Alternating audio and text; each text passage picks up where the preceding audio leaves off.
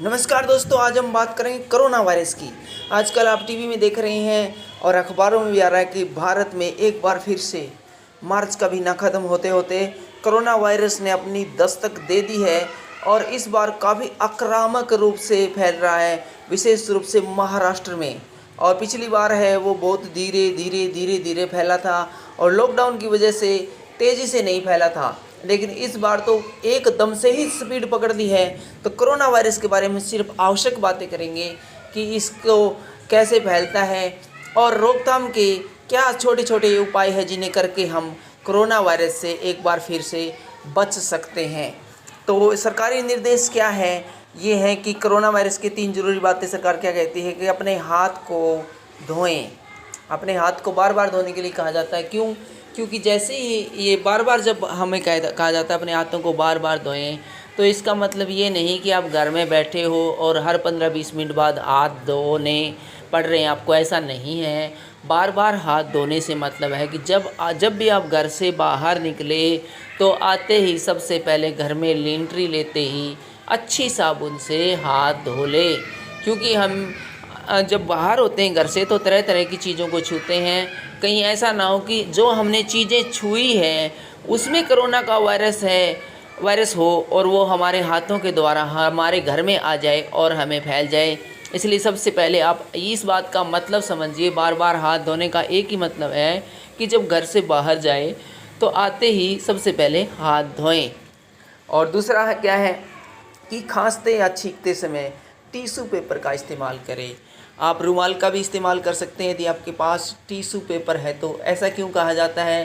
क्योंकि हम जब खांसते हैं तो बहुत बड़ी भारी मात्रा में हमारे अंदर से श्वास, अंदर का हमारे जो श्वास है वो बाहर बहुत हाई स्पीड से निकलती है। ऐसा ना हो कि हमारे खांसने या छींकने से वो चीज़ें हैं वो किसी दूसरे व्यक्ति को टच कर जाए और यदि गलती से भी हमें कोरोना हो तो वो कोरोना ट्रांसमिट होकर उस व्यक्ति में भी पहुंच जाए। इसलिए कहा जाता है कि हमेशा खांसते या छींकते समय टिश्यू पेपर का इस्तेमाल करें। और एक अहम बात भी इस बार जोड़ दी गई है, वो है अपने हाथ से अपना चेहरा ना छुपाएं या न छुएं। क्या होता है कि कई आदमियों को बार बार मुंह के ऊपर, नाक के ऊपर, आँखों के ऊपर अपने हाथ लगाने की आदत होती है। करीब करीब सभी व्यक्तियों को होते हैं, लेकिन हम इस तरफ ध्यान नहीं देते हैं। इसलिए कोशिश करनी हमें कि अपना हाथ है हम बार बार अपने चेहरे पर न लगाएं। कहीं ऐसा ना हो कि गलती से हमने कोई ऐसी चीज़ को या ऐसी व्यक्ति को छू लिया हो जिसमें कोरोना वायरस हो और वो हमारे हाथ में लगकर डायरेक्ट हमारी आंखों में लग जाए, चेहरे पर लग जाए। और आंखें और चेहरा इतना नाजुक और संवेदनशील होता है कि यदि उसको कोरोना छू गया तो जल्दी ही वो शरीर के अंदर प्रवेश कर लेगा। और इसके अलावा हम जो 3 लक्षण देखते हैं कि कैसे पता चलेगा कि हमें कोरोना हो चुका है, तो इसके लिए मोटे तौर पर 3 लक्षण हैं।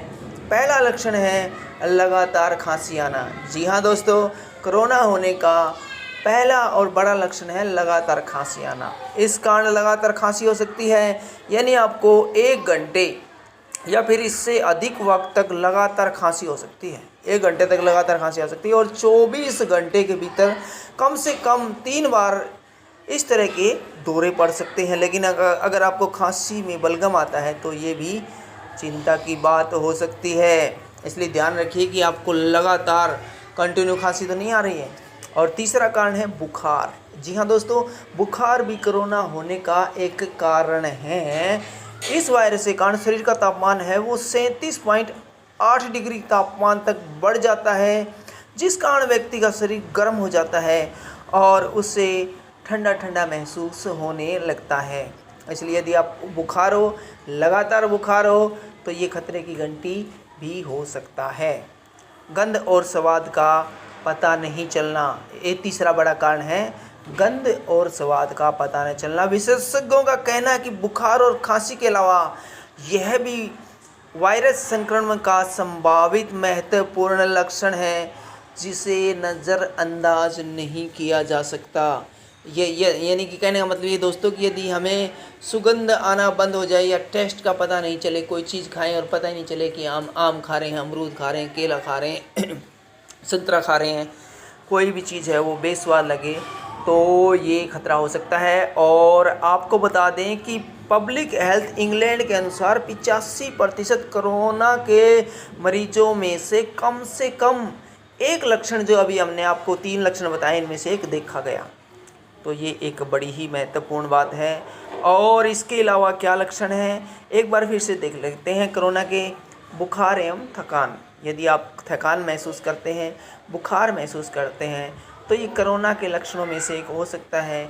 और हमने बताया कि लगातार खांसी भी एक लक्षण हो सकता है, और गंध का स्वाद का पता नहीं चलना भी एक लक्षण हो सकता है। और एक और बात जो हम आपको बताना भूल गए हैं, वो है सांस लेने में तकलीफ़। जी हाँ, यदि आपको सांस लेने में तकलीफ़ हो रही है तो ये भी कोरोना का एक लक्षण हो सकता है। ऐसे में अगर आप या आप जिन लोगों के साथ रहते हो उनमें से किसी में आपको ये लक्षण दिखाई दे तो तुरंत टेस्ट कराना चाहिए, और घर में ही खुद को सेल्फ आइसोलेट करना चाहिए, ताकि ये संक्रमण दूसरों तक नहीं पहुँचे। और हम थोड़ी सी और बातें करें तो आप, क्या सबको एक जैसा कोविड होता है? ये एक क्वेश्चन है। हम सोचते हैं कि क्या सबको एक जैसे ही कोरोना होता है, तो इस बारे में हम कह सकते हैं कि नहीं, ऐसा नहीं है। कोरोना वायरस कई अंगों पर असर डाल सकता है और लोगों को अलग अलग तरह के लक्षण हो सकते हैं। 40 लाख लोगों के डेटा को देखने वाले वैज्ञानिक कहते हैं कि कोविड के 6 प्रकार के लक्षण हो सकते हैं, जिनमें से कुछ ये हैं। आइए छोटे छोटे लक्षण देख लेते हैं। कोरोना के कौन कौन से 6 लक्षण हो सकते हैं। बुखार नहीं होता, लेकिन फ्लू की तरह, ठीक है, बुखार तो नहीं होता लेकिन फ्लू की तरह महसूस होता है। इससे क्या होगा, कैसे पता चलेगा? कि सिर में दर्द, गंध न आना, मांसपेशियों में दर्द, खांसी, गले में खराश, सीने में दर्द, बुखार न होना, ये भी कोरोना के लक्षण हो सकते हैं। और बुखार के साथ फ्लू जैसा, इसका क्या मतलब हुआ कि सिर दर्द, गंध न आना, खांसी, गले में खराश, गला बैठना, बुखार, भूख न लगना, ये भी कोरोना के लक्षण हो सकते हैं। और इसके अलावा सिर दर्द, गंध न आना, भूख न लगना, दस्त लगना, गले में खराश और सीने में दर्द, इसमें खांसी नहीं होती, ये भी कोरोना के लक्षण हो सकते हैं। और एक थकान, जी हाँ दोस्तों, गंभीरता का एक स्तर नहीं है। सिर दर्द, गंध न आना, खांसी, बुखार, गला बैठना, सीने में दर्द और थकान महसूस करना, ये भी कोरोना का एक लक्षण होता है। कन्फ्यूजन क्या है? सिर दर्द, गंध का न आना और भूख न लगना और खांसी, बुखार, गला बैठना, गले में खराश, सीने में दर्द, थकान और भरम और मांसपेशियों में दर्द। और आपको किसी प्रकार का यदि भरम हो सकता है तो कोरोना के लक्षणों में से एक और हो सकता है। पेट और श्वसन, इसमें क्या है कि सिर दर्द हो जाता है, गंध नहीं आती, भूख नहीं लगती, खांसी, बुखार, गला बैठना, गले में खराश, सीने में दर्द, थकान और भ्रम की स्थिति पैदा होती है और सांस लेने में तकलीफ होती है और पेट दर्द हो जाता है और दस्त लग जाते हैं। तो अब कुछ सवाल कि अगर मुझे खांसी है तो क्या निश्चित रूप से कोविड है? ये एक बड़ा सवाल है। तो इस बारे में डॉक्टर क्या कहते हैं कि फ्लू और कई अन्य संक्रमण की वजह बनने वाले कई वायरस के लक्षण कोविड जैसे ही होते हैं। सर्दी के मौसम में अक्सर खांसी की समस्या होने लगती है, क्योंकि तब ये कीट ज़्यादा सक्रिय हो जाते हैं। पब्लिक हेल्थ इंग्लैंड के मुताबिक जिन लोगों में कोविड के 3 लक्षणों में से एक होता है, उनमें से आधे से कुछ कम में खांसी का लक्षण देखने को नहीं मिलेगा। एक और सवाल आता है कि अगर मुझे कोविड है तो क्या करना चाहिए? जी हाँ दोस्तों, यदि किसी को कोविड हो तो क्या करना चाहिए, ये भी एक कॉमन क्वेश्चन है। अगर आपका टेस्ट पॉजिटिव आता है तो आपको लक्षण शुरू होने के वक्त से कम 10 दिन के लिए खुद को घर में सेल्फ आइसोलेट कर लेना चाहिए। ये उन लोगों के लिए है जो पॉजिटिव हो चुके हैं। आपको अपने घर के दूसरे सदस्यों से दूर रहना चाहिए। घर के दूसरे लोगों को भी कम से कम 10 दिन के लिए खुद के सेल्फ आइसोलेट कर लेना चाहिए। कुछ लोगों में सिर्फ हल्के लक्षण होंगे, जिन्हें पैरासीटामोल जैसी दर्द निवारक दवाओं के द्वारा और हल्का आराम करके और बहुत सारा तरल पदार्थ और ऐसी ही कुछ छोटी मोटी चीज़ें खाकर मैनेज किया जा सकता है। आपको जनरल प्रैक्टिशनर्स, डॉक्टर, फार्मेसी या हॉस्पिटल भी जाने की ज़रूरत नहीं होती है। कई बार छोटा मोटा कोरोना होता हो कब होती है अस्पताल में भर्ती होने की ज़रूरत? ये भी एक बड़ा कॉमन क्वेश्चन है कि कोरोना होने के बाद वो कौन सी प्रक्रिया है, ऐसा कौन सा दौर है कोरोना का जिसके कारण कि हॉस्पिटल में कोरोना के मरीज को भर्ती कराया जाता है। तो वो भी देख लेते हैं। जिन लोगों में कोरोना वायरस संक्रमण है उनमें से अधिकतर लोग आराम करने और पैरासीटामोल जैसी दर्द कम करने की दवा लेने से भी ठीक हो सकते हैं। अस्पताल में भर्ती होने की ज़रूरत तब होती है दोस्तों जब व्यक्ति को सांस लेने में दिक्कत आनी शुरू हो जाए। मरीज के फेफड़ों की जांच कर डॉक्टर इस बात का पता लगाने की कोशिश करते हैं कि संक्रमण कितना बड़ा है और मरीज को ऑक्सीजन या वेंटिलेटर की तो ज़रूरत नहीं है, लेकिन इसमें मरीज को अस्पताल के आपात विभाग यानी कि एक्सीडेंट एंड इमरजेंसी में भर्ती होने की ज़रूरत नहीं होती, यानी आईसीयू में रखने की ज़रूरत नहीं होती। भारत में स्वास्थ्य एवं परिवार कल्याण विभाग की वेबसाइट पर कोरोना संक्रमण से जुड़ी हर प्रकार की जानकारी दी गई है और आप भी इसको देख सकते हैं। तो यही था आज का हमारा कोरोना के ऊपर ख़ास तौर से वीडियो, और जिन्हें खुद के संक्रमित होने का शक है उनके लिए सलाह है।